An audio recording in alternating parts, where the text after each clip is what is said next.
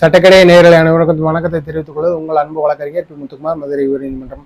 நாம் இன்று பார்க்கக்கூடிய சட்ட தலைப்பு என்னன்னு பார்த்தீங்கன்னா, சிபிசி ஆர்டர் 9 ரூல் 13 பற்றி பார்க்க போகிறோம். உரிமை நடைமுறை சட்டம் ஆர்டர் 9 ரூல் 13 பற்றி பார்க்க போகிறோம்.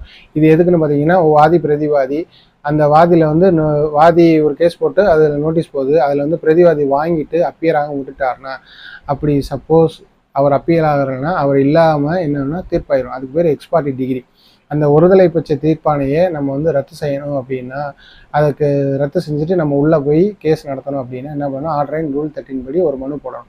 உண்மையான காரணங்களை கூறி அந்த மனுவை நீங்கள் தாக்கல் செஞ்சீங்கன்னா உங்கள் மனு அனுமதிக்கப்பட்டு நீங்கள் அதில் பிரதிவாதியை சேர்க்கப்பட்டு உங்கள் வழக்கு தொடர்ந்து நடைபெறும். அந்த நீங்கள் ஆர்டர் 9 ரூல் 13 போடுறப்பே நீங்கள் என்ன பண்ணணும், ரிட்டர்ன் ஸ்டேட்மெண்ட்டும் சேர்த்து ஃபைல் பண்ணணும். இப்படி போட்டிங்கன்னா உங்கள் வழக்கில் நீங்கள் பிரதிவாதி இடம்பெற்று உங்கள் ரிட்டர்ன் ஸ்டேட்மெண்ட்டோ நீங்கள் வாதத்துக்கு எடுத்துக்கொள்ளப்பட்டு என்னன்னா தொடர்ந்து வழக்கு நடைபெறும். நன்றி.